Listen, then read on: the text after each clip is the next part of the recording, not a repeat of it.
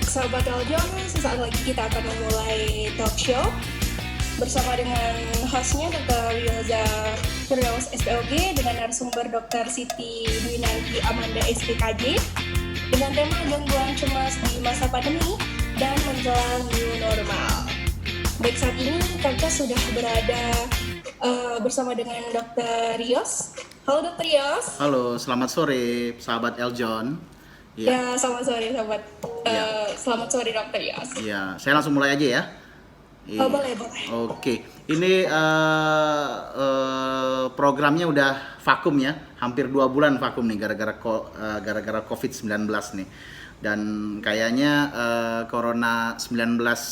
COVID-19 ini masih jadi topik hangat ya untuk pada saat ini. Jadi ya saya rasa sih nggak ada salahnya kita akan angkat topik ini yang saya rasa ini jadi yang paling hangat ini sekarang ya, dimana orang udah mulai bosen nih sekarang ya, udah mulai habis duit gitu ya, pekerjaan juga nggak menentu apa segala macam gitu ya. Jadi timbul permasalahan-permasalahan kejiwaan di masyarakat ya pada saat ini.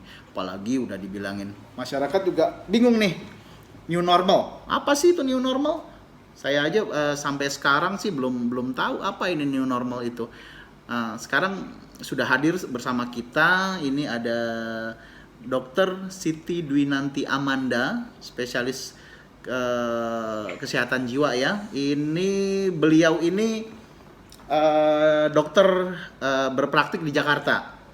Tapi karena karena sekarang lagi tren ya, Zoom.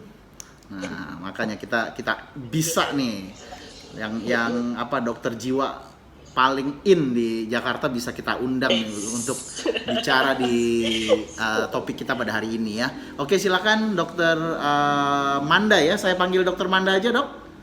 Ya, betul Dokter Yosa. Iya, Dokter Manda ini ya. Ini bertugas di Jakarta, Dok ya? Ya, betul. Di Jakarta. Iya. Tapi tetap nggak se-ngehits Dokter Yosa yang megang seluruh Bangka ya. Spesialis akap gitu ya, antar kota antar kota provinsi. Betul. Iya. Ya, oke, silakan disapa dulu sahabat Eljon, Dokter Manda sekalian memperkenalkan dirinya. Selamat sore. Panggilnya apa sahabat Eljon ya? Ya, sahabat. Saya Dokter Amanda, biasa dipanggil Dokter Manda. Saya psikiater di Jakarta, di 2 rumah sakit, di Rumah Sakit Medistra dan juga Rumah Sakit Haji. Terima kasih sekali atas kesempatannya Dokter Yosa udah ngundang saya nih jauh-jauh, tapi karena kecanggihan teknologi jadi kita bisa komunikasi. Mungkin nanti kita akan bahas lebih banyak tentang tadi yang Dokter Yosa sudah bahas sedikit tentang gangguan cemas di masa pandemi, dan juga pasti banyak yang Dokter Yosa tadi udah sampaikan bahwa banyak sekali orang yang semakin kesini semakin bosan, semakin timbul rasa cemas dan menghadapi segala sesuatu yang tadinya bisa dilakukan sekarang nggak bisa gitu. Nanti kita bahas sama-sama mungkin ya Dokter Yosa ya. Baik, oke. Sahabat Eljon dan para pendengar, ini saya untuk saat ini kita sudah bisa bergabung juga dengan kita ya dari aplikasi Zoom ya. Kalau memang ada yang mau istilahnya mau ditanyakan atau ini udah bisa bergabung secara interaktif, nanti mungkin sistemnya bisa lewat message ya. Bisa lewat message ataupun dari ini ya, ataupun dari tunjuk tangan nanti. Nanti saya akan persilakan Anda untuk berbicara di forum ini. Ya, oke. Mungkin kita mulai saja ya. Kalau dilihat dari sini ya, memang yang paling ketahuan sekarang adalah cemas ya. Cemas ini istilahnya ya bukan main-main ya. Yang ini nih disebabkan pandemi ini ya bukan hanya meinikan orang awam saja, tapi juga tenaga kesehatan sekarang ya cemas ya gitu ya. Dokter Manda, ini bisa saya atur dulu ini ya. Sorry. Dokter Manda bisa dijelaskan mungkin dari definisi cemas itu sendiri, Dok. Kalau untuk kalau dokter punya slide atau segala macam yang mau dibagi dari Zoom, monggo silakan. Nah, Kebetulan saya gaptek dok kalau bagi dari Zoom. Coba saya bacain aja nanti mungkin kalau ada yang mau ditanya silakan ya dok ya dari teman-teman dari sahabat Eljon juga mungkin. silakan. Oke, jadi kalau kita ngomongin tentang cemas, apa sih itu cemas gitu ya? Pasti semua orang pernah mengalami cemas gitu. Nah, cemas itu adalah rasa takut, rasa gelisah, hatinya nggak tenang gitu, khawatir akan terjadi sesuatu, dan biasanya ketika rasa ini udah memuncak, itu ujungnya akan dalam bentuk kepanikan gitu. Nah, rasa cemas ini kadang-kadang yang kita rasakan bukan hanya rasa, jadi bukan hanya rasa takut, gelisah, hati tidak tenang, tapi juga biasanya bisa disertai oleh keluhan fisik gitu. Keluhan fisik mulai dari ujung kaki sampai ujung rambut. Tapi biasanya setelah diperiksa secara pemeriksaan fisik, biasanya justru malah tidak ditemukan adanya gangguan. Gitu. Nah, biasanya kan orang tanya tuh, kenapa sih orang bisa jadi cemas gitu? Yang paling mudah kita jawab adalah karena adanya ketidakpastian akan sesuatu gitu. Jadi tentang masa depan, tentang beberapa saat ke depan gitu. Atau bisa juga takut atau terancam dengan sesuatu objek tertentu gitu. Jadi makanya kenapa orang menjadi cemas. Apalagi ini di masa pandemi gini kan, kita nggak tahu nih berapa lama ini akan berakhir. Kemudian juga pasti merasa terancam, aduh kalau saya sakit gimana, kalau keluarga saya sakit gimana. Dan stigma tentang COVID itu sendiri juga sebenarnya cukup ini ya di masyarakat. Ketika saya pernah beberapa kasus dapat pasien yang dirawat COVID, kemudian waktu pulang, itu benar-benar diasingin, yang nggak boleh dideketin sama sekali, mungkin karena orang sekitarnya juga cemas gitu. Jadi kita tidak bisa juga ya. Kalau dari mungkin dari cemas ini sendiri ya dok ya, kira-kira jujur ya kita sendiri kadang-kadang sebagai orang awam atau sendiri sebenarnya ini nggak tahu sih ini hanya takut-takut doang gitu ya dan gimana sih kita kategorikan ini, oh iya misalnya mungkin ada keluarganya yang di sekitar itu, oh iya ini ada salah satu keluarga saya ini udah mengalami kecemasan ini gitu loh ya. Itu gimana sih dok membedakannya gitu loh ya. Oke dok, jadi biasanya paling gampang adalah ketika kita membedakan cemas ini adalah suatu hal yang wajar atau cemas ini adalah gangguan.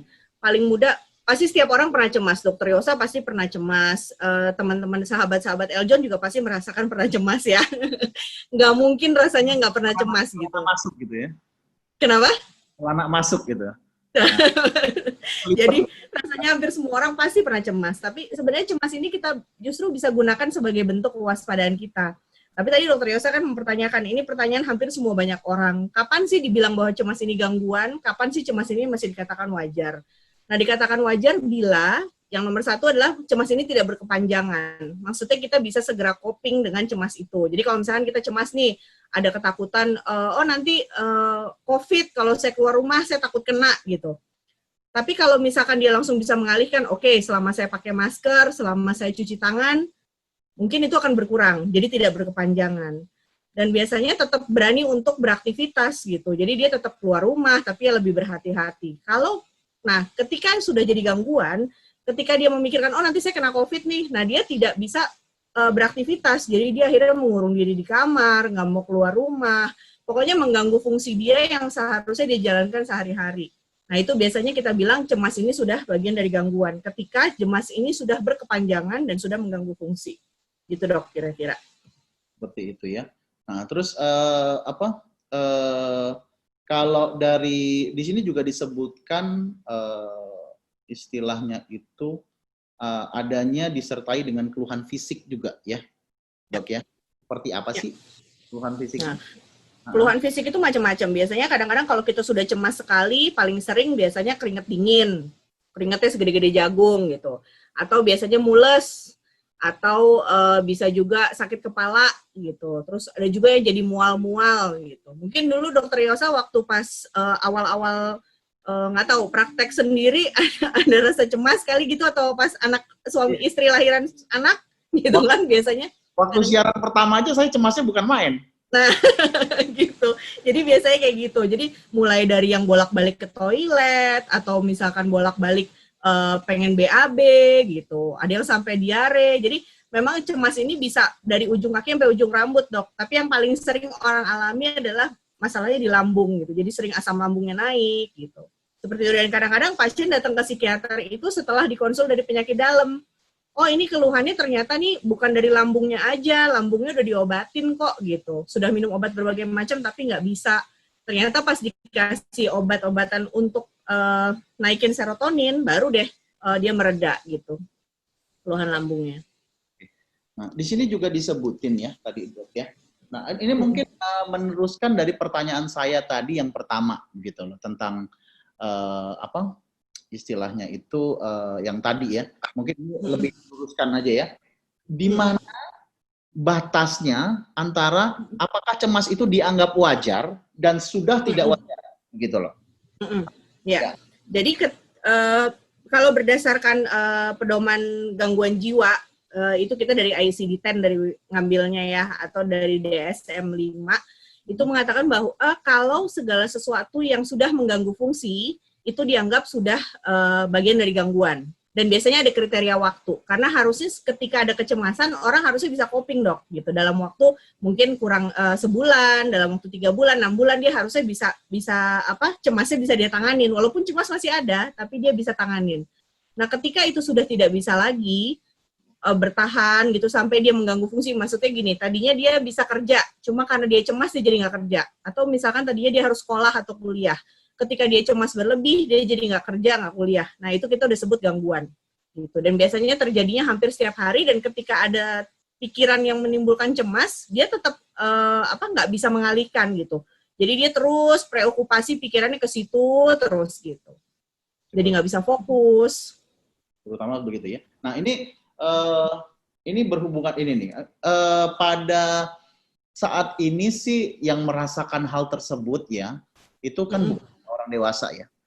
Nah, sekarang anak juga nih.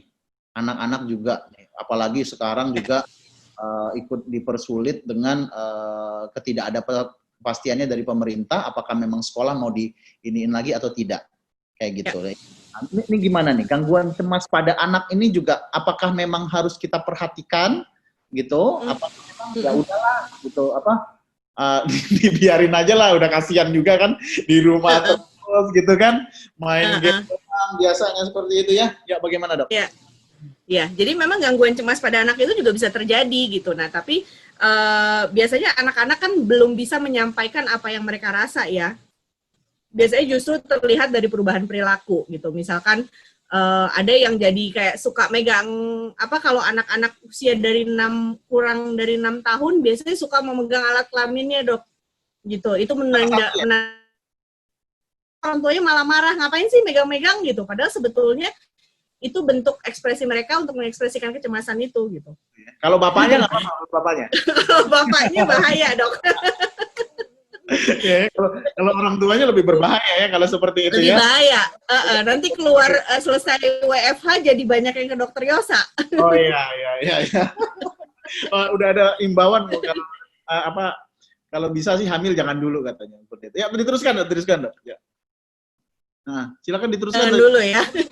Ya, jadi memang anak-anak itu memang anak-anak bentuk kecemasannya berbeda-beda gitu. Jadi tapi yang paling sering adalah terlihat perubahan perilaku gitu. Jadi memang biasanya dia nggak rewel, sekarang kok jadi rewel gitu. Atau biasanya dia nggak gampang marah gitu, sekarang jadi gampang marah gitu. Jadi memang anak-anak sulit untuk mengungkapkan apa yang mereka rasa gitu. Tapi paling mudah adalah ketika kita mengenali anak kok berbeda sih gitu, nggak seperti biasanya. Biasanya kita harus lebih explore lebih lanjut sih, Dok gitu.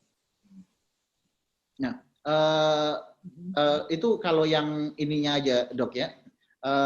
Ada nggak bentuk misalnya sekarang juga kita kebanyakan melihat gitu ya, istilahnya kalau pada anak-anak ini ada yang perubahan behavioralnya tuh yang menjadi lebih ekstrim ya, Dok ya. Istilahnya kayak sampai dikira tantrum lah apa segala macem kayak gitu tuh. Nah, ini sampai batas mana sih kita harus istilahnya waspada gitu ya. Jangan sampai memang benar-benar nanti anak ini menjadi kecemasannya menjadi lanjut seperti itu loh, sampai mungkin apakah memang dia memang nggak bisa udah sekolah lah, apa mungkin ada keterbatasan untuk dalam berteman apa segala macam, itu gimana nih dok? Ini banyak juga pertanyaan-pertanyaan seperti ini, soalnya titipan ini dok. So, ya, Titipan. Oke, jadi biasanya yang paling penting adalah ketika anak pasti nggak usah anak ya, orang dewasa aja ketika harus di rumah terus pasti bosen banget gitu. Jadi yang paling penting adalah kita membuat aktivitas dok. Jadi sebisa mungkin emang jadi orang tua kan harus kreatif ya. Kita harus membuat jadwal harian, kembangkan hobi-hobi mereka. Apa sih yang kira-kira mereka sukain gitu. Jadi dan yang terpenting adalah ketika kita mau ketika gini kita menghadapi anak yang tantrum atau anak yang cenderung emosinya jadi naik turun gitu. Yang terpenting adalah kita harus konsisten. Jadi suami dan istri dan siapapun yang berada di rumah itu semua harus satu kata. Jadi kalau misalkan anak ini minta A ke bapaknya, kemudian bapaknya nggak ngasih, minta ke ibunya, ibunya ngasih, nah itu nggak boleh. Karena dengan begitu anak akan lihat, oh mana yang good cop, mana yang bad cop gitu.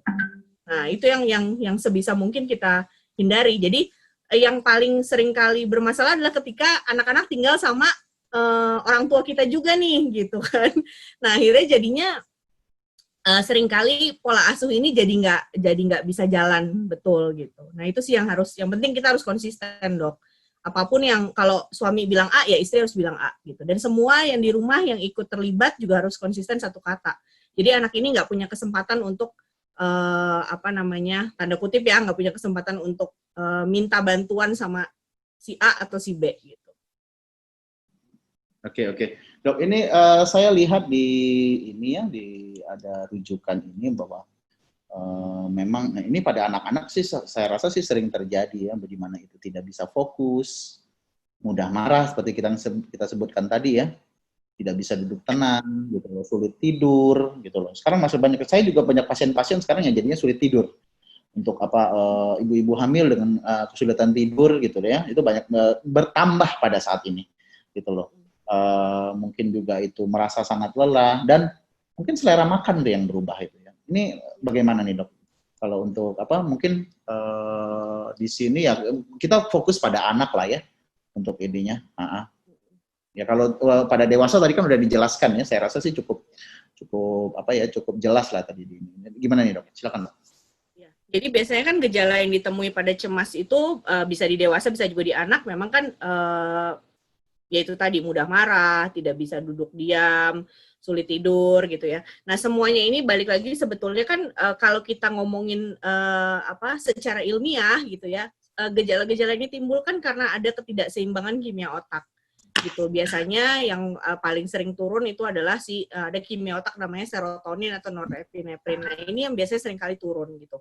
Nah kita lihat sampai sejauh mana. Biasanya kalau pada anak dok kita nggak buru-buru kasih obat, tapi kita ubah dulu pola asuhnya supaya menjadi lebih ideal. Dan biasanya kita juga ada namanya behavior therapy. Jadi kita ajarkan ke mereka bagaimana sih cara mengungkapkan dan bagaimana harus bersikap gitu, memperbaiki itu dulu. Dan biasanya itu memang tetap peran orang tua yang dominan gitu. Nah, ketika memang rasanya nih udah dicoba tapi belum juga bisa, baru biasanya kita tambahkan obat untuk menaikkan serotoninnya itu. Jadi membantu supaya kimia otaknya menjadi lebih stabil sehingga anak-anak ini juga lebih bisa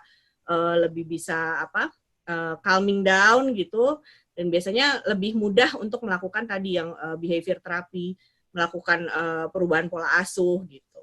Tapi ya balik lagi semuanya harus tetap konsisten dok. Dan ketika pada orang dewasa juga kurang lebih seperti itu. Kita lihat, kita coba kita coba modifikasi dulu, misalkan gangguan tidur, kita coba cari penyebabnya apa, apakah memang ternyata dia tidur karena lampunya terang. Nah, biasanya kita sleep hygiene dulu tuh dok, kita ajarin lampunya harus gelap, terus suasana kamar tidak boleh terlalu berisik, tidak boleh terlalu panas atau terlalu dingin, biasanya gitu dulu. Kalau memang tidak bisa, baru biasanya kita bantu dengan obat gitu. Tapi kalau untuk ibu hamil sih kita tetap lihat dok balik di trimester berapa dulu. Biasanya sih kita jarang kasih di trimester 1 gitu. Biasanya kalau trimester 2 atau trimester 3 kalau rasa-rasanya cukup aman itu pun hanya dosis kecil aja gitu untuk membantu dia tidur. Tapi paling sering sih kalau pada ibu hamil kita biasanya saranin untuk yoga gitu.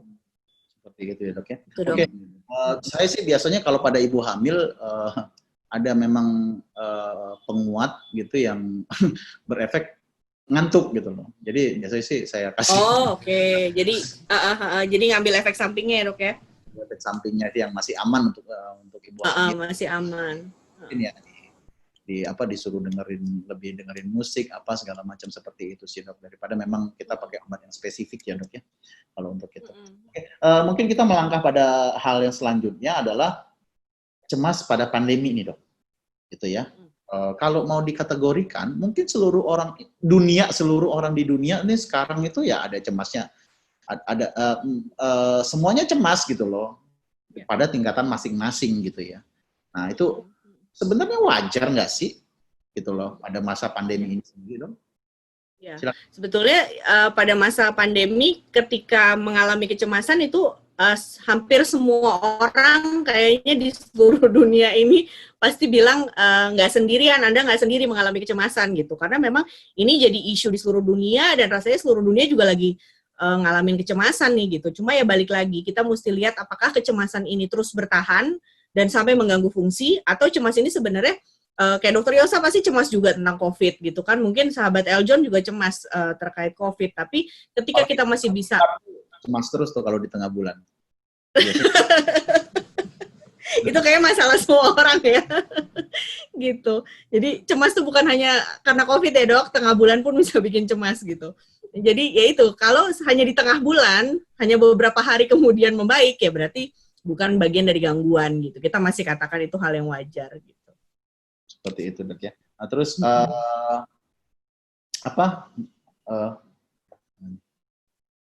bentar, Dok, contekannya tiba-tiba hilang. Hilang. Tanpa contekan ini saya nggak tahu juga ini gimana bisa ya. Nah, pandu. Saya nyelip. Di masa pandemi ini sendiri ya, Dok ya. Kalau kita kategorikan pada keterangan dokter tadi, gimana sih yang kita sebut sebagai healthy mental itu sendiri? Mental yang sehat itu gimana sih? Sehat gimana ya? Oke, jadi gini, Dok. Mental yang sehat sebenarnya basically adalah ketika bisa merasakan hati yang senang, bisa berfungsi sebagai mana mestinya. Itu sebenarnya dikatakan bahwa mental yang sehat. Nah, mental ini memang dipengaruhi oleh 3 hal. Jadi ada pikiran, perasaan, dan perilaku. Karena sebenarnya apa yang kita rasa itu adalah, jadi gini, kalau misalkan kita punya pikiran yang positif, pasti mental kita sehat. Ketika kita punya perasaan yang positif, pasti mental kita sehat. Nah, dan ketika kita punya perilaku yang positif, itu juga bisa dikatakan kita sehat, kita dapat beradaptasi gitu. Jadi memang mental ini dipengaruhi oleh 3, pikiran, perasaan, dan perilaku. Jadi semua yang kita rasa basicnya adalah di otak. Jadi ketika misalkan Dokter Yosa sedih atau teman-teman Eljon sedih, nah sedih itu biasanya pasti mikirin sesuatu. Mikirin misalkan ada anggota keluarga yang sakit gitu. Jadi semua yang kita rasa itu basicnya adalah pikiran. Makanya ketika pikiran kita positif, perasaan kita akan positif. Dan ketika perasaan kita positif, pasti kita juga berperilakunya akan positif. Kalau misalkan kita sedih, kemudian kita jadi nggak mau ngapa-ngapain, berarti perilaku kita kan jadi menarik diri. Nah itu kan jadi perilakunya negatif gitu. Jadi semuanya harus dimulai dari pikiran yang positif dulu. Gitu. Seperti itu ya. Oke, mungkin saya sebelum lanjut ke berikutnya, mungkin ini sesi pertanyaan ini ya. Kira-kira ini Mbak Kartika sudah ada pertanyaan dari sahabat Eljon atau mungkin para panelis yang ada di Zoom, kalau mana tinggal raise hand ya. Silakan aja di raise hand seperti itu. Kira-kira sudah ada pertanyaan, nanti saya buka ini mute-nya. Ya, Dokter Zoya dari sahabat Eljon, ada yang bertanya nih, yaitu dari, ini masih kalangan mahasiswa sahabat Eljon ya, jadi sebentar lagi kan kita akan menghadapi tentang kuliah online ya, jadi karena kuliah online ini sistemnya belum pasti dan ini juga masih baru di kita semua, nah kira-kira bagaimana trik terbaik atau cara yang bisa meminimalisir rasa stres dari perubahan tugas yang sangat drastis? Halo? Halo, putus. Nah, kayak gangguan ini nih kayaknya. Oh. Coba. Ya, mungkin bisa kita inilah ya, bisa kita ambil poinnya.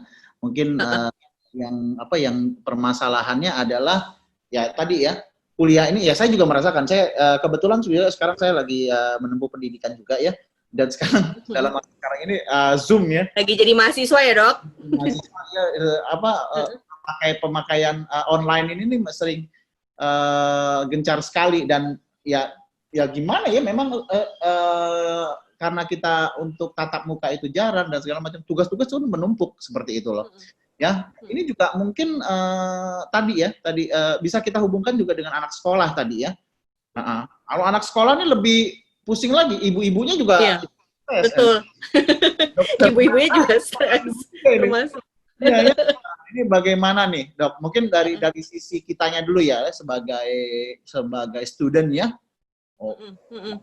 Banyak menumpuk apa segala macam gitu loh. Uang kuliahnya masih gitu. Dimintanya.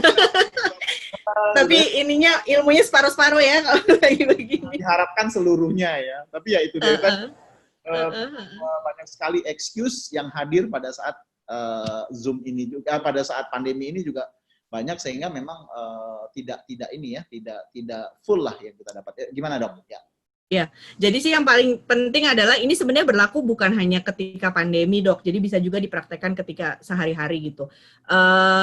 Ketika kita menghadapi sesuatu yang baru gitu ya, pasti semua akan mengalami yang namanya proses adaptasi dulu gitu. Nah, paling mudah adalah dengan cara biasanya kita mind mapping, Dok. Jadi kita bikin hal-hal yang menjadi prioritas apa, kemudian kita bikin step by step.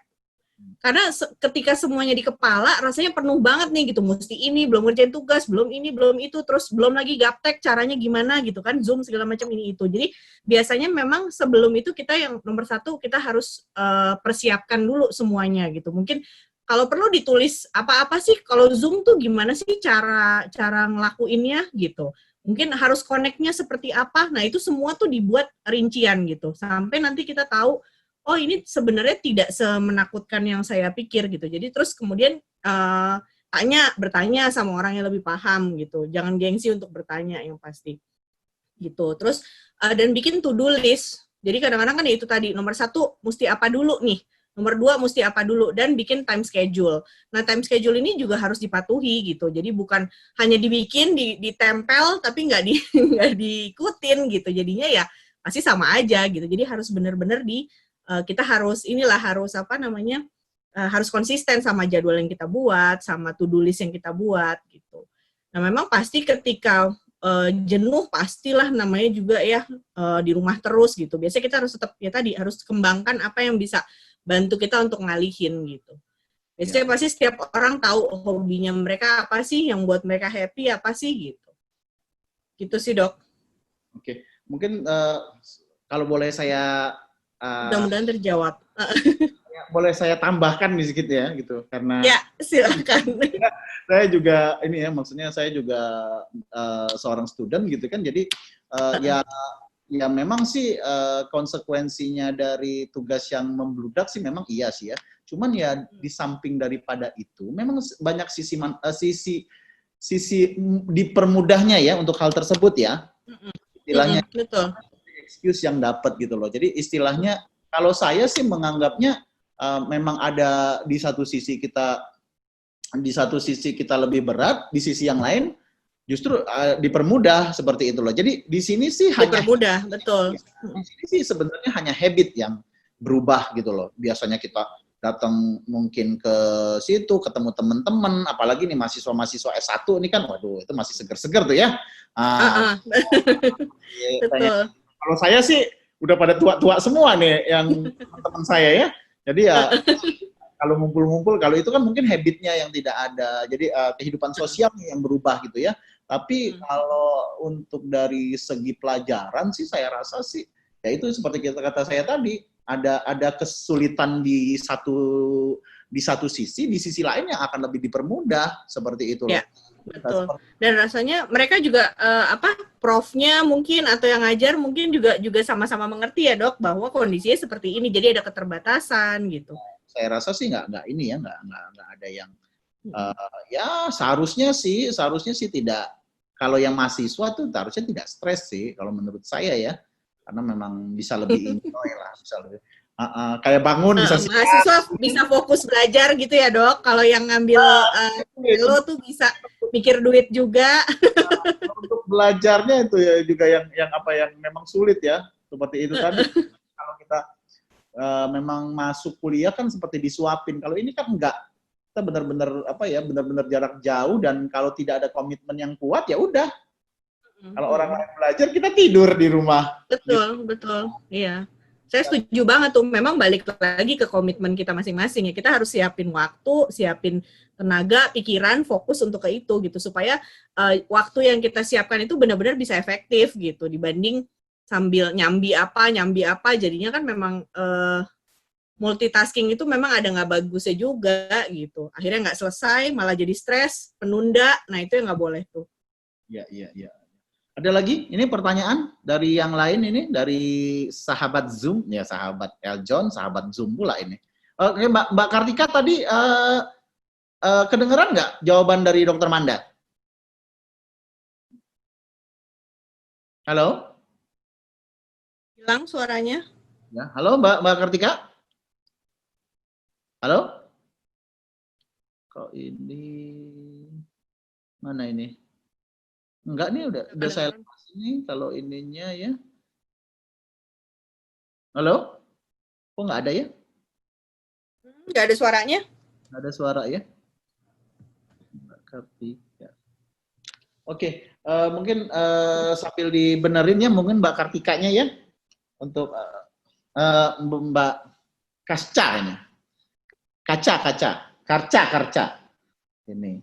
Mungkin kita bisa terus ke yang lain dulu ya. Dok ya, di sini dianjurkan memang ya untuk tetap tenang dan sehat, seperti itu dok. Nah ini bagaimana dok? Istilahnya ini kiat lah ya.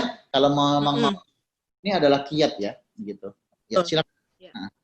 Ya, jadi biasanya untuk kita bisa tetap tenang dan sehat, tadi kan kita udah bahas ya dok bahwa mental yang sehat ini harus didasari oleh pikiran yang sehat, perasaan yang sehat, dan juga perilaku yang sehat. Jadi yang paling pertama adalah kita harus mengubah pola pikir kita dulu gitu. Jadi kalau misalkan nih gini, oh saya batuk nih, ini pasti COVID gitu.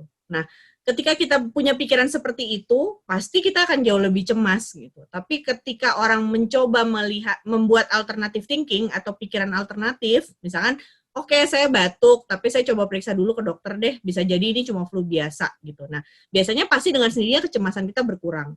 Jadi semua apa yang kita pikirkan itu biasanya memang akan mempengaruhi kecemasan kita gitu. Itu yang nomor satu, mengubah pola pikir. Terus yang tadi juga, kalau lagi pandemi gini pasti terbatas banget untuk ketemu sama orang-orang dekat ya.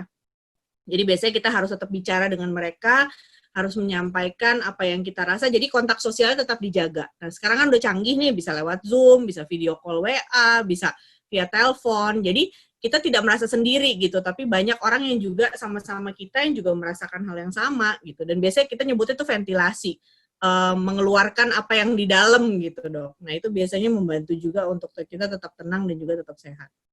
Gitu. Terus yang ketiga ya tadi yang kita juga udah sempat bahas bahwa ketika kita berada di rumah aja ya kita harus buat jadwal harian. Apa-apa aja sih yang bisa kita isi waktu hari ini dari pagi sampai sore tuh apa aja, dan kembangkan juga hobi-hobi yang bisa bikin kita happy. Ya memang sekarang sih kayak Dokter Yosa mungkin kan senangnya apa basket gitu. Kalau di rumah mungkin masih mungkin ya dok dilakukan, cuma kalau di luar di area luar rumah kan rasanya susah. Nah mungkin kita harus lebih adaptasi sama kondisi itu sih gitu. Jadi mengembangkan hobi dan harus kreatif gitu. Dan yang paling penting juga dok adalah ketika kita supaya kita bisa tetap tenang nih, tetap sehat, yang paling penting adalah memilah informasi. Jadi banyak pasien yang datang ke saya itu setelah mereka membaca berita-berita tentang COVID, bahwa COVID itu pasti meninggal, COVID itu nanti meninggalnya seperti apa, dibungkus gitu. Nah jadi akhirnya mereka sangat, ya itu memang kenyataan gitu, tapi kan tidak semua pasti meninggal, sekian persen, bahkan sekarang juga angka kematian sudah sama yang sembuh udah jauh lebih banyak gitu. Jadi dan satu lagi kadang-kadang gitu tuh dok, apa namanya, broadcast message di WA itu loh, itu kan sumbernya kadang nggak terpercaya gitu kan. Jadi ya kita harus pintar memilah informasi, kira-kira kalau misalkan memang informasi nggak bisa dipercaya, udah mending nggak usah dibaca. Bahkan beberapa pasien saya minta untuk sama sekali nggak buka WA grup ya terutama gitu. Karena ketika cemas itu datang ya semakin jadi nggak bisa terbendung gitu. Seperti itu. Itu sih dok, sama ya. Ini ini mumpung tadi Dokter Manda juga ada menyebutkan bahwa memang berita-berita yang muncul gitu itu sangat-sangat ini ya sangat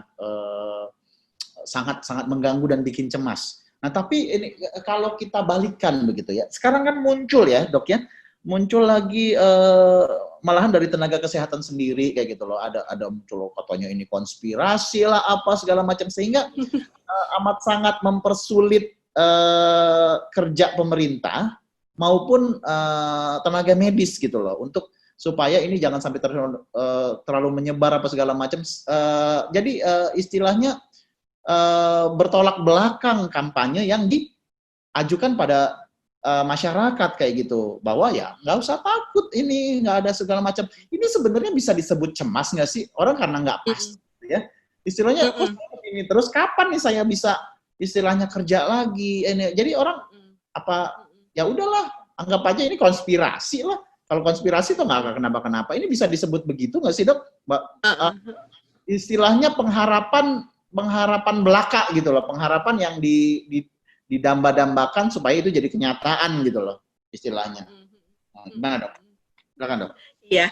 Jadi ya memang ya itu tadi, ketika banyak banget informasi yang berdatangan, yang mungkin dari mulai yang benar sampai yang hoax gitu ya, ya memang ini kan pasti mempengaruhi, dan orang itu kan setiap kali dalam kondisi suasana perasaan yang nggak nyaman, misalkan ketika cemas, nah ketika dia mendengar berita yang kayaknya memberikan harapan, pasti mereka berusaha untuk percaya itu gitu kan. Jadi maksudnya oh ini kayaknya bisa relief nih gitu, maksudnya bisa membuat mereka jauh lebih tenang gitu. Nah biasanya beberapa orang memang cenderung untuk memilih jadi seperti menutup realitanya gitu dok. Jadi lebih percaya dengan kayak angin surganya lah gitu.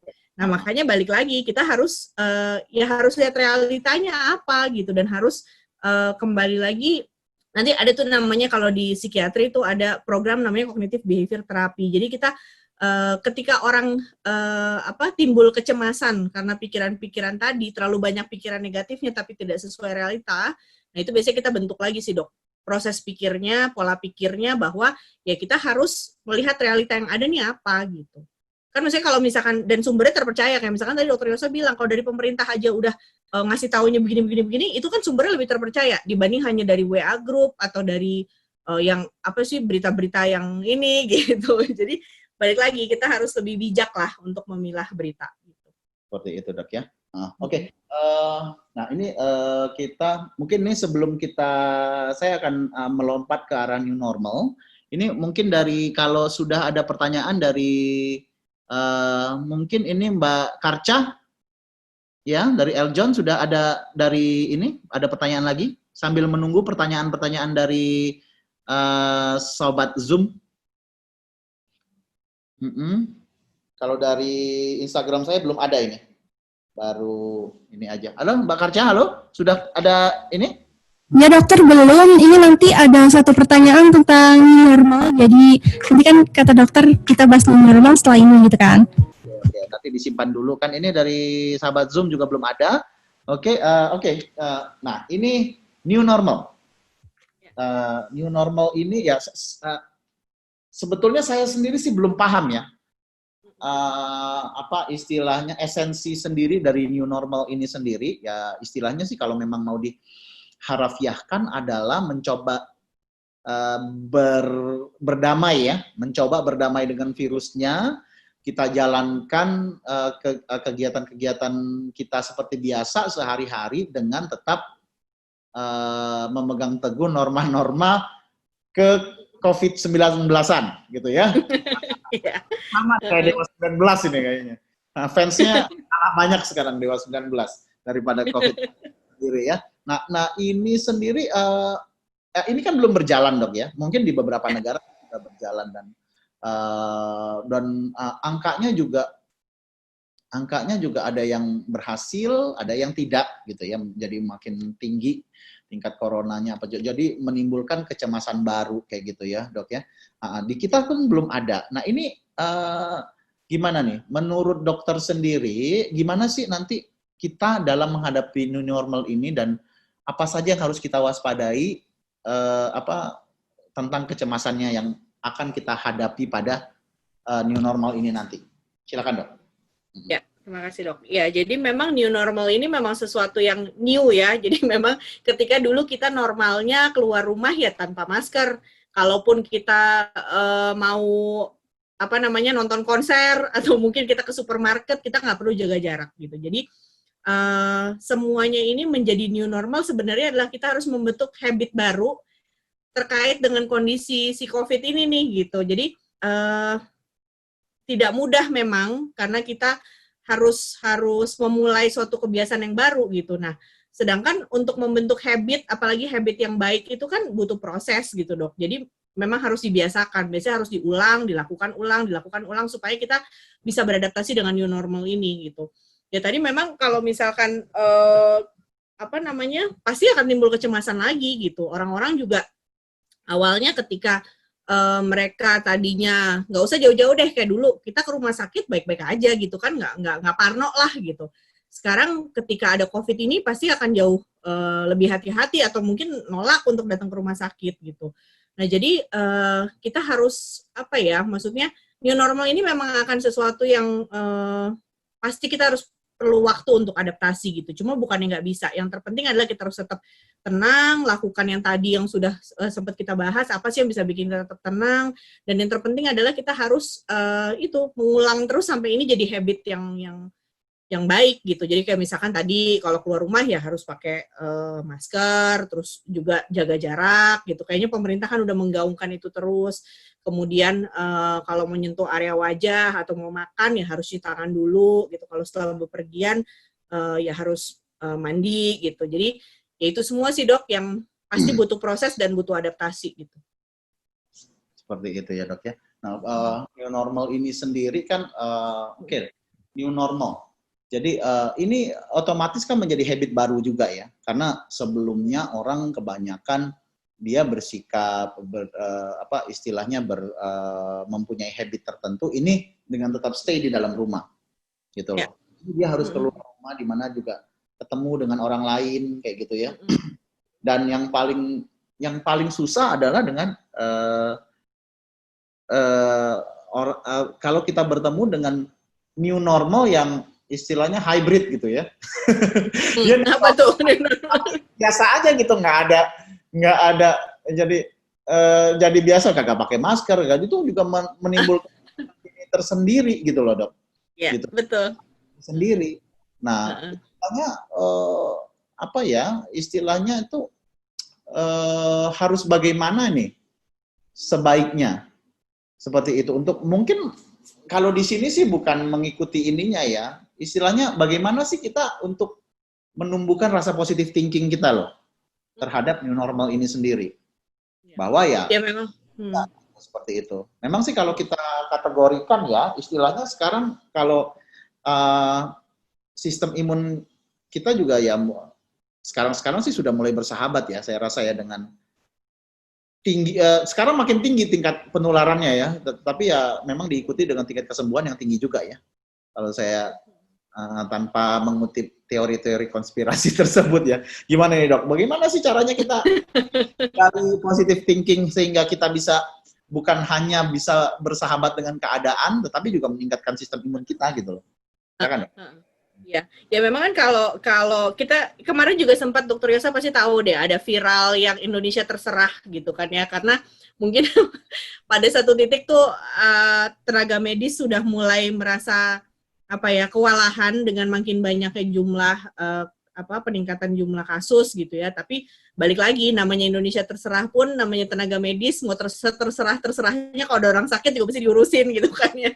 Jadi itu sebenarnya hanya ungkapan sih kalau yang saya tangkap gitu. Dan memang kita pasti gemes lah, kita udah berusaha untuk ngikutin nih gitu ya. New normal kita juga sebenarnya kan kita sulit untuk ngikutin itu gitu. Dan ketika melihat orang lain tidak mengikuti itu kan rasanya kesel gitu ya. Jadi yang ya balik lagi gimana caranya kita membentuk pikiran alternatif kita tadi. Jadi kalau misalkan oh ya sudah berarti kita jaga jarak saja, orang itu kita anggap nggak paham lah gitu. Karena kalau kita berusaha untuk mengubah pikiran orang lain susah, tapi kita bisa merubah pikiran kita gitu. Jadi ketika kita mengubah persepsi kita menjadi lebih baik, rasa hati kita pasti lebih nyaman gitu. Dibanding kita marah nih orang kok nggak ini sih gitu, nggak ngerti banget gitu. Tapi mungkin kalau kita berpikir ya sudahlah memang orang itu nggak paham, kita aja yang lebih paham. Ibaratnya kalau bahasa slangnya yang waras ngalah lah gitu. Jadi itu membuat kita biasanya jauh lebih oh ya sudahlah gitu, lebih legowo gitu Dok jadinya. Oke. Gitu. Ini kita kembali tadi ya, Mbak Karca, udah ada pertanyaan tadi. Ini bagi yang dari Zoom ya, silakan kalau ada pertanyaan di raise hand aja, atau mungkin bisa lewat message, ya di chat, di bagian chatnya bisa. Ya, Dokter Yos, ini ada satu pertanyaan. Barusan sudah disinggung juga bagaimana cara menumbuhkan mindset yang positif. Nah, pertanyaannya ini agak sama, tapi kurang lebih kebalikannya, yaitu bagaimana cara menghilangkan mindset yang negatif. Seperti itu, karena saat nanti new normal dan teman-teman kita, sahabat Eljon juga masuk kembali untuk bekerja, maka kan interaksi pun juga sudah mulai berubah ya, dokter. Nah, itu bagaimana cara mengurangi kadar negatif thinking, karena pasti hal itu akan tetap ada seperti itu. Ini pertanyaan dari Alda di Masih Pangkal Pinang juga. Terima kasih, dokter. Silakan, dokter. Saya coba jawab ya. Jadi tadi juga kita udah bahas bahwa sebetulnya kita ini memang lebih mudah untuk terlibat dengan pikiran-pikiran negatif gitu ya. Karena nggak tahu kenapa deh, mungkin karena kebiasaan dari dulu juga ketika kita kecil kita biasa disebut dengan kata jangan lari, jangan jangan nonton TV dekat-dekat, jangan. Jadi cenderung kita yang kita simpen di otak kita dari kita kecil, memori unconscious itu adalah segala sesuatu yang bersifat negatif gitu. Nah, jadi kita harus belajar untuk menggunakan kata positif gitu. Misalkan kayak ke anak tadi, misalkan jangan lari, kita instead of ngomong jangan lari, kita bilang jalan ya. Atau misalkan jangan deket-deket TV, ngomongnya mundur ya gitu. Jadi kita harus memang negative thinking ini harus dibiasakan untuk dibentuk menjadi alternative thinking yang lebih positif gitu. Jadi memang tidak mudah. Saya pun juga kadang-kadang kalau lagi ini datang negative thinkingnya ya pasti nanti kalau gini jangan-jangan gini, jangan-jangan gitu. Jadi memang kita harus berlatih untuk bisa terus berpikir positif gitu. Jadi setiap kali ada pikiran-pikiran negatif, biasanya cukup membantu dengan kita menulis. Nah, ketika kita menulis, kita coba pikirkan pikiran alternatifnya. Kayak tadi misalkan, oh kalau saya kuliah atau saya pergi kantor, banyak banget nih orang-orang yang dekat-dekat saya, jangan-jangan nanti saya ketularan gitu. Oke, bisa, tapi pikiran itu kan negatif. Nah, kita bentuk menjadi kalimat yang positif. Jadi misalkan, oke, saya sudah pakai masker, berarti harapannya saya lebih terproteksi gitu. Teman-teman juga pakai masker kok gitu. Dan kita jaga jarak. Jadi tetap kita balikan lagi ke pikiran yang lebih positif bentuknya gitu. Ya memang itu nggak mudah, tapi harus dilatih gitu. Gitu sih. Oke, baik dokter. Jadi poinnya sudah bisa kita dapatkan ya, sahabat Eljon, terutama untuk Alda yang ada di Pangkal Pinang, lebih untuk belajar menggunakan kata-kata positif ya, yang tadinya kita terlalu biasa untuk menggunakan kata-kata negatif, dan sedikit demi sedikit kita belajar untuk mensugesti pikiran kita juga dengan menggunakan kata positif. Seperti itu dokter ya? Betul sekali. Dari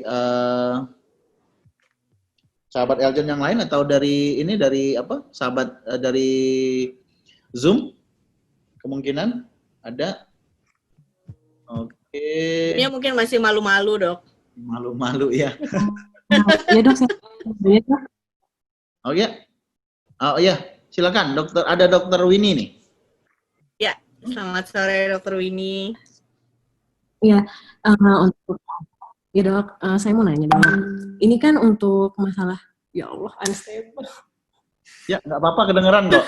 Halo dok. Ya, dok, ini kan ini kan kita sama-sama baru ngehadapin ya dok ya untuk Indonesia, terutama kita juga sebagai tenaga medis. sebenarnya ngerasa agak kesulitan sih dok untuk edukasi.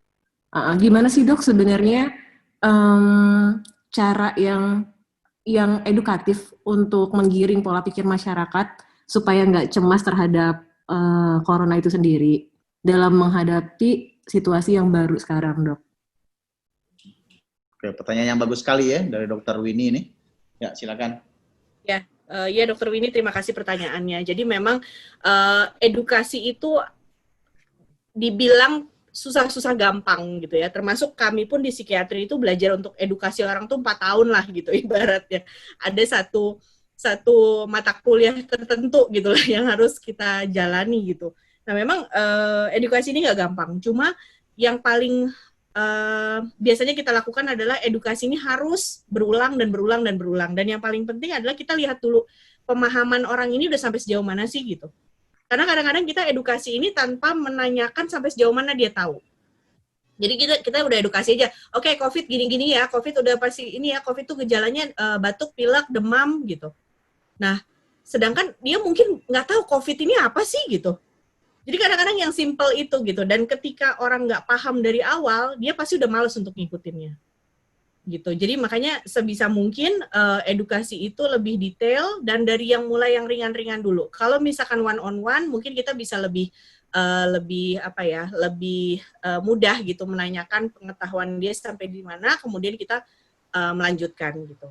Tapi kalau misalkan memang dalam bentuk seminar atau dalam bentuk ini memang harus kata-katanya singkat gitu dok. Jadi dan mungkin dengan gambar-gambar biasanya orang lebih nangkep ya gitu. Memang yang paling bagus itu kan bisa gambar. Jadi mengenai semua sasaran kan sebenarnya orang proses belajar itu atau proses menyerap ada yang melalui kinestetik melalui gerak ya, ada juga yang melalui penglihatan visual gitu, atau ada yang auditorik. Jadi kalau bisa ketika kita memberikan edukasi ataupun seminar yang berbau edukasi, memang kalau bisa mengenai tiga sasaran ini gitu. Dan yang salah satu juga yang paling penting ya mungkin yaitu role modeling ya. Jadi makanya semakin sering kita memberikan role modeling ke mereka gitu, bahwa ya ini baik-baik aja saya ke rumah sakit tapi saya pakai APD yang sesuai gitu. Biasanya sih nanti pelan-pelan gitu. Dan mungkin harus berulang kali ya dok ya, yang pasti sih nggak akan bisa sekali kalau edukasi gitu, apalagi orang untuk cuci tangan gitu kan. Kita tahu sendiri gitu, bahkan tenaga kesehatan pun banyak yang cuci tangannya belum beres gitu ya dok. Jadi pasti, nah itu yang biasanya harus sering-sering kita ulang sih gitu. Yang penting jangan patah semangat dok, karena memang ya itu manusia itu tidak semudah kadang-kadang kita maksudnya apalagi mengedukasi orang-orang yang pintar gitu, yang sesama rekan sejawat itu biasanya jauh lebih susah gitu. Kita merasa lebih tahu. Mudah-mudahan menjawab. Ada lagi Dokter Winnie? Udah dok, sementara itu dulu dokter. Ada yang lain? Dokter. Ya, terima kasih Dokter Winnie. Dari yang lain? Mbak Karca, udah ada pertanyaan? Iya dokter, ada, tapi ini lebih ke saran sih dokter. Jadi beberapa mahasiswa Universitas Bangka Belitung sebentar lagi kan akan menjalani kuliah kerja nyata ya, secara online dengan tema berkreasi dari rumah untuk pencegahan dan edukasi COVID-19. Nah, mungkin nanti di akhir mungkin dokter mempunyai saran terkait apa sih sebenarnya yang harus mahasiswa-mahasiswa ini lakukan terhadap edukasi ke masyarakat, seperti itu dokter. Silakan, Dok. Oke. Oh, jadi maksudnya sorry tadi agak nggak ini. Maksudnya gimana cara mahasiswa edukasi ke masyarakat ya, Mbak Kartika? Iya benar sekali dokter. Ini juga mirip sama pertanyaan dokter ini tadi ya. Cuma karena kan langsung kuliah kerja nyata. Nah kira-kira mungkin saran program-program seperti apa yang sebaiknya mahasiswa lakukan seperti dokter? Oke, terima kasih.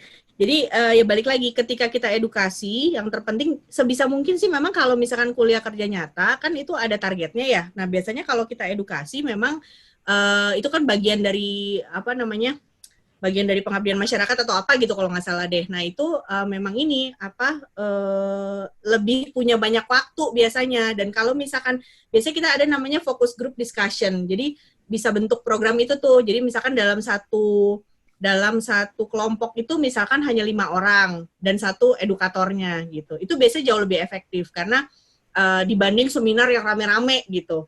Kalau memungkinkan sih itu. Jadi itu salah satu contoh program yang bisa kita coba lakukan gitu ketika kuliah kerja nyata. Jadi focus group discussion, membahas dari mulai pengertian yang paling mendasar, dan biasanya kita coba cari tahu sampai sejauh mana pengetahuan mereka dulu. Dari situ kita berangkat untuk mulai edukasi, terus kemudian diskusi kayak gitu. Terus mungkin seminar awam juga dengan kata-kata yang sederhana yang membuat orang jadi paham gitu. Jangan pakai kata-kata bahasa, mungkin kalau misalnya kedokteran jangan pakai bahasa kedokteran gitu, tapi pakai bahasa awam yang disertai juga gambar-gambar. Biasanya orang akan jauh lebih nempel sih kalau kayak gitu. Gitu. Oke, baik dokter, udah bisa ditangkap ya. Ya, jadi lebih baik membuat seperti forum diskusi ya, meskipun kecil-kecilan, tapi mungkin dengan bahasa yang bisa dipahami, sederhana, disertai gambar-gambar, dan sebelumnya sudah melakukan riset terlebih dahulu, ini mungkin lebih bisa mengena ya dokter ya? Iya, betul. Saya tambahkan sedikit ini. Kalau boleh tahu tadi mahasiswanya mahasiswa apa? Mahasiswa S1 semua dokter ini. Ya, maksudnya dari berbagai macam background-nya apa? Fakultas. Ini lebih ke ada fakultas ekonomi, teknik, terus ada pertanian, hukum, dan sosial. Kalau saya sih begini ya, istilahnya sih kalau kalau untuk kebutuhan KKN sendiri ya, itu tadi yang lain sih sudah dijelaskan semua oleh Dr. Manda. Tapi kalau saya sih ingin menambahkan sedikit bahwa saya rasa sih harus memang sesuai kompetensi, keahlian. Ya, betul. Istilahnya kalau dari masyarakat ekonomi ya diharapkan sih dia bisa ngomong bagaimana pengentasan ekonominya. Begitu ya, dalam masa COVID-19 ini apa segala macam. Memang kalau kita berbicara dari COVID-19 ini memang lekat sekali dengan kesehatan, ya kesehatan. Cuman istilahnya di sini kalau memang boleh silakan ada edukasi tentang kesehatan, monggo silakan. Tapi mungkin ya kalau riset sih ya boleh, lebih bagus. Kalau Anda mau mencari tahu dulu, baca-baca dulu tentang kesehatan, lebih bagus sekali. Boleh, monggo. Cuman maksud saya, istilahnya jangan terlalu dalam. Jangan jadi menjadikannya nanti seperti sok tahu. Begitu loh. Istilahnya terlalu dalam, jadi informasi yang didapat oleh ini juga sumir nanti. Ya, banyak sekali ini yang beranggapan seperti itu. Ya, seperti istilahnya, karena penyampaian itu salah, ya munculnya jadi hoax, begitu. Sedangkan kalau KKN itu kan sendiri ya diharapkan mereka menjadi salah satu menjadi salah satu istilahnya itu sarana untuk penyampaian pesan ke masyarakat. Seperti itu. Jadi monggo kalau memang mau tentang kesehatan boleh, cuman saran saya ya baca dulu, ini dulu, dan mungkin jangan terlalu dalam, ya tentang habit aja boleh, ya. Cuman kalau tentang udah virusnya bagaimana ya saran saya nggak usah ya. Iya. Apalagi bukan background pendidikannya dokter ya. Kayak gitu. Saya sih bukan mau sok tahu ya, tapi bukan mau sok pinter apa segala macam, cuman ya alangkah baiknya seperti itu supaya penyampaian ke masyarakatnya juga lebih baik kayak gitu kan. Istilahnya kalau dalam mahasiswa sospol, sosial politik, saya rasa ada bagiannya masing-masing seperti itu. Jangan sampai yang belakangan terjadi ada pemain band malah dia bicara tentang virus gitu loh, tentang ini gitu loh. Iya dokter, iya. Ya, balik ke kompetensinya masing-masing. Sesuai kompetensinya masing-masing saja gitu. Nah, kalaupun mau ada tentang kesehatan ya cukup yang istilahnya yang bagian yang sesuai lah, istilahnya yang bersifat umum seperti itu. Oke, ini dok, saya ada satu ini dari Dr. Berianto. Ya. Oke. Ini dokter ini mau tanya bagaimana tips dan trik menghadapi pasien PDP, ya pasien dalam pantauan ataupun positif COVID yang cemas saat menjalani karantina. Nah ini udah lebih spesifik ya dok ya. Ini udah lebih udah di rumah sakit nih biasanya atau di tempat karantina gitu loh. Saya bisa membayangkan bagaimana cemas karena yang di karantina berhari-hari dan yang mereka yang lihat hanya petugas medis dengan pakaian lengkap bak astronot tanpa tahu siapa yang di dalam baju tersebut. Ya, silakan.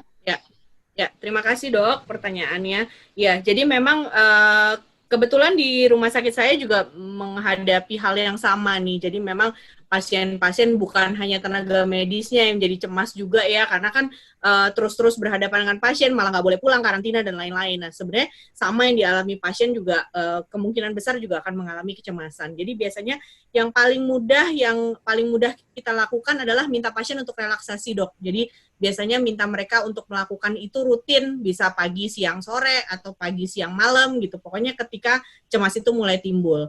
Relaksasi itu paling gampang adalah mengatur nafas dulu awalnya. Mengatur nafas, nanti setelah nafasnya udah lebih tenang gitu ya, tarik nafas lewat hidung, keluarin lewat hidung dan mulut. Kemudian relaksasi seperti kita mau stretching, dok. Jadi kayak tangan digenggam, kemudian tahan 5 menit terus dilepas. Kaki kayak mau stretching, dilurusin gitu, terus ditahan 5 menit, kemudian dilepas. Bahu diangkat, tahan 5 menit, terus dilepas. Jadi itu salah satu teknik-teknik relaksasi yang bisa dilakukan untuk membantu mengurangi kecemasan gitu ya. Terus kemudian bisa juga dengan teknik grounding. Jadi dia melihat sekitar benda-benda yang ada di sekitar. Jadi fokusnya bukan ke cemasnya, tapi dia menggunakan semua panca indera yang ada supaya bisa teralihkan rasa cemasnya. Jadi misalkan kalau orang lagi cemas itu kan kadang ada sesak nafasnya, ada debar-debar, ada keringat dingin gitu. Nah, kita bantu dengan metode grounding itu membantu mengingatkan dia lagi sekitar dia ini lebih nyata gitu. Nanti mungkin dokter bisa lebih browsing tentang apa itu grounding dan teknik relaksasi itu banyak di YouTube juga ada. Dan mungkin yang terpenting juga tetap harus ini kali ya dok, tetap harus tanda kutip dimanusiakan gitu. Jadi maksudnya bukan hanya sebagai pasien PDP, tapi pasien PDP yang juga punya perasaan gitu. Karena rata-rata ketika dokternya juga sudah lelah, kadang-kadang suka nggak memperhatikan itu gitu. Dan ini berlaku ke semuanya gitu. Jadi lebih melihat, oh ya pasien ini sudah lebih sehat, pasien ini sudah lebih misalkan ininya udah berkurang batuknya, lebih ke fisiknya gitu. Padahal secara mental itu juga perlu diperhatikan. Tadi makanya bagus banget dokter cukup aware nih bahwa pasien-pasien juga banyak yang cemas gitu. Nah, terus salah satu cara lain yaitu tadi dimanusiakan dan diajak bicara, mungkin luangkan waktu sedikit. Walaupun saya tahu, saya juga kalau lagi periksa pasien pakai baju hazmat itu pakai ini susah banget ya untuk berbicara aja tuh rasanya udah ngap-ngapan gitu kan. Tapi mungkin luangkan waktu 1-2 menit untuk mendengarkan apa yang mereka rasa, minta mereka berdoa gitu. Dan kalau misalkan memungkinkan mereka boleh pegang HP, mungkin kasih lihat aja misalkan boleh nonton YouTube yang lucu-lucu gitu, atau melihat pokoknya membicarakan di luar dari si COVID ini gitu, karena semakin sering kita membicarakan tentang COVID ini semakin nempel di otak, semakin mudah kita cemas gitu. Nah itu harus dialihkan dok. Itu sih dok, kurang lebih semoga menjawab. Oke, ada pertanyaan lagi sepertinya. Oh ini dengan durasi yang paling lama nih ya. Saya rasa saat ini ya. Biasanya kita ada iklan. Iya. Yang iklan tapi nggak apa-apa ya. Mungkin ini pertanyaan terakhir dari saya aja ya. Pertanyaan terakhir dari saya. Habis ini mungkin kita ke pesan dan kesan ya. Gini dok, kita masuk dalam taraf pengobatan nih saat ini. Ya, masuk dalam taraf pengobatan. Bagaimana aja sih taraf misalnya tahapan pengobatan dan grade-grade-nya bagaimana terhadap pasien-pasien dengan gangguan cemas ini sendiri. Ya, terutama pada masa COVID seperti ini, kapan mereka harus dibawa ke psikiater gitu. Apakah memang cukup didoa-doain doang gitu kan? Ya, silakan dok. Oke, ya dok, terima kasih. Jadi sebetulnya gangguan cemas ini ada payung besar. Jadi memang ada berbagai macam jenis gangguan cemas yang yang kita ketahui ya. Jadi mulai ada dari hanya gangguan cemas, gangguan penyesuaian aja. Jadi adjustment disorder. Nah biasanya adjustment disorder ini lebih kita bilangnya ya ringan lah gitu, dia belum bisa beradaptasi dengan kondisi yang ada. Nah biasanya kalau kita lihat tetap derajatnya, dan ada juga gangguan cemas menyeluruh, ada juga gangguan panik. Jadi bentuk cemas ini macam-macam gitu. Biasanya memang harus lebih kita eksplor lebih lanjut mana gejala yang dominan dan bisa kita tentukan dia lebih masuk ke klaster yang mana gitu. Nah kalau misalkan tadi balik lagi ketika yang mana sih yang harus dibawa ke psikiater, balik lagi ketika dia sudah mengganggu fungsi. Jadi misalkan dia tadi harusnya kuliah, harusnya dia kerja, harusnya dia mengurus rumah tangga, nah ini semua terganggu. Biasanya lebih dia akan preokupasi, akan terus bolak-balik sibuk dengan pikirannya gitu. Nah biasanya itu udah masuk dari gangguan.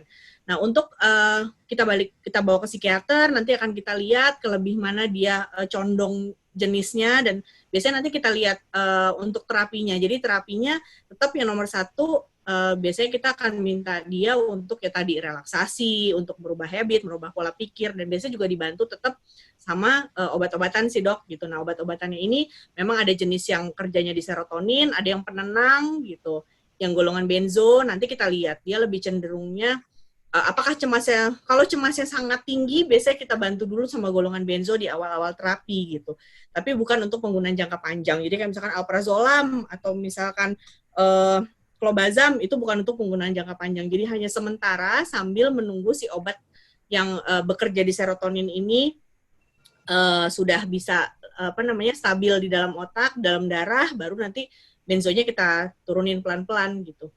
Gitu sih dok, sambil ya tadi habit dan semua kita bentuk ulang. Oke. Pada sesi terakhir ini dok ada pesan-pesan? Ya. Sebelum Terima kasih dok. Jadi memang COVID-19 ini adalah wabah dari seluruh dunia. Jadi seluruh dunia ini wabah sedunia, dan seluruh dunia memang terdampak gitu ya. Dan dampaknya pasti bukan hanya fisik, yang seringkali orang hanya fokus kepada fisik, tapi juga punya dampak mental gitu. Nah dampak mental ini sebenarnya bisa dikendalikan dan juga ada solusinya. Jadi kalau memang merasa sudah mulai terganggu secara fungsi, segeralah bertemu ke psikiater. Dan sekali lagi, ke psikiater bukan hanya untuk orang yang gangguan jiwa berat gitu ya. Kadang-kadang orang mikir, oh kalau saya ke psikiater berarti saya gangguan jiwa berat dong. Saya kan nggak ngomong-ngomong sendiri, saya nggak ketawa-ketawa sendiri gitu. Sebenarnya bukan itu, justru kita mencegah supaya jangan sampai menjadi berat gitu. Dan lebih cepat kita mendapat penanganan, lebih cepat juga kondisi itu bisa segera mereda gitu. Nah jadi dan satu hal yang mau saya tekankan di sini adalah daya tahan itu bisa baik kalau kita punya hati dan pikiran yang tenang. Karena setiap kali kita punya hati dan pikiran yang tenang, itu keluar yang namanya hormon senang atau hormon endorfin kita nyebutnya gitu. Nah, endorfin ini harus kita bisa dibentuk dengan suasana hati yang senang dan pikiran yang tenang. Dengan itu daya tahan tubuh kita naik dan pasti kita akan bisa mampu untuk melawan segala jenis penyakit dengan daya tahan tubuh kita yang lebih baik. Itu sih dok. Oke. Take home message-nya. Take home message ya. Oke. Baiklah, saudara. Mungkin kalau bisa saya tambahkan adalah ya pada saat seperti ini ya memang kita belum tahu ya ke arah mana ini akan berjalan seperti itu. Kebingungan ini juga membuat kita menjadi cemas dan segala macamnya. Mungkin sekarang juga ekonomi juga lagi terpengaruh, beberapa kehilangan pekerjaan, ini apa segala macamnya.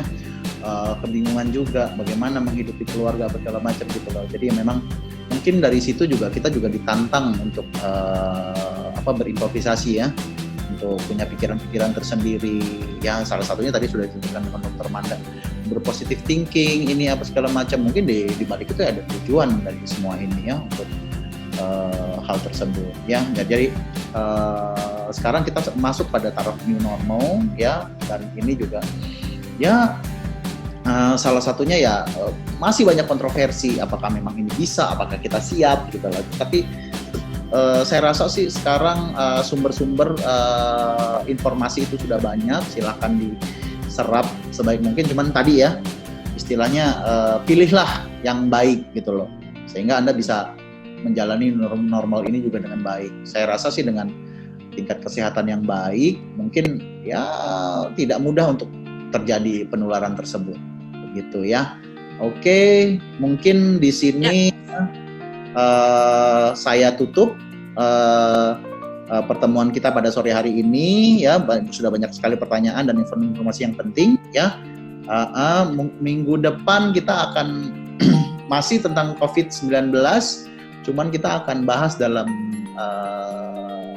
tajuk gizi ya, dengan dengan narasumber yang sudah terpercaya juga. Oke. Demikian saya tutup. Terima kasih Dokter Manda, terima kasih pada Sama Dokter Yosa. Terima kasih dokter. Karca. Mungkin saya kembalikan pada Mbak Karca ya. Assalamualaikum warahmatullahi wabarakatuh. Waalaikumsalam warahmatullahi wabarakatuh. Baik Sobat Eljon, sampai di sini